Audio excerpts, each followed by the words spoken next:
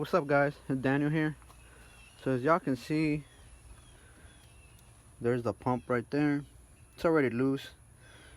Also, I took the fan out because getting it through the bottom, I don't see what other way you can take it out, or trying to fish it out through all them lines and brackets.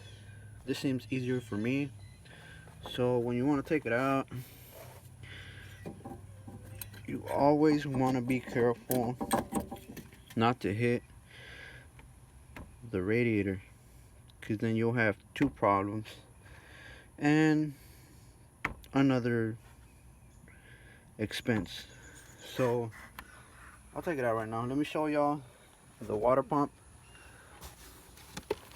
Comes in a little fancy foamy molder thingy.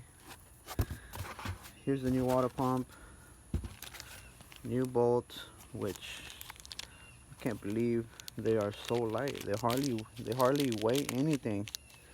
So this is the pump that we're gonna be putting on. Obviously because the other one failed, so we're gonna get it on, put it on, top it off, and then check to see if we can see any maybe coolant flow through here. Obviously we're gonna double check, make sure that the pump is working. Hopefully we didn't get a bad pump and have to reorder the other one. Somehow it's stuck in here. Oh, there it goes. See, so here's the old pump. It doesn't look like nothing is wrong with the inside part of it. What usually happens is something with these little coils here, or this little, or it has like a plastic, what would you call it, a brush goes bad or cracks and makes it not work anymore.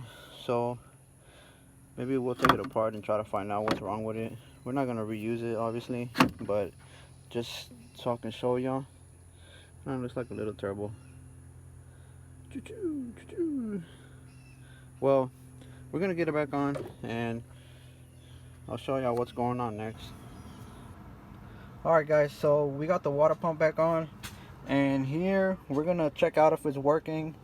You can see over here that it has the 50% duty cycle, so we're gonna go ahead and click on that. Activation, we're gonna press activate and it's gonna run it for 20 seconds. So we're gonna hit activate and I'm gonna show y'all on the overflow tank where it's actually flowing.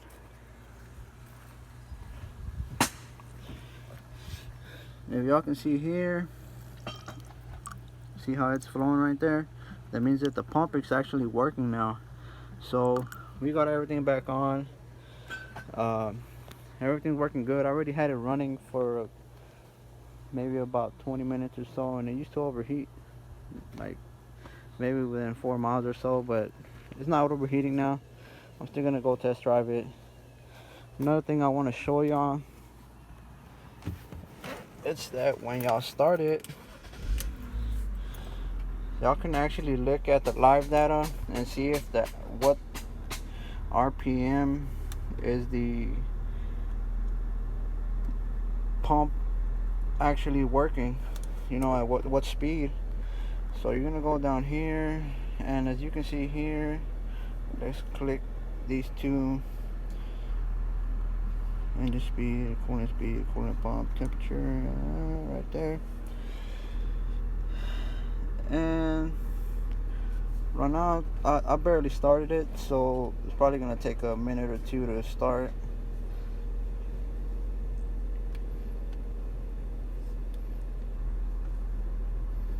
There it goes. So that's how y'all can tell that it's actually working and it's doing its what it's supposed to be doing. So that's fixed. So I hope you liked the video. I didn't really show how to replace it, but just what is it doing. If y'all ran into this issue, then this will be a good video to watch. It's not that hard to replace. Maybe you have to take this in here and there off, but overall it's not a real better pump to replace. Well, I hope you liked the video, guys, and subscribe to the channel and give it a like.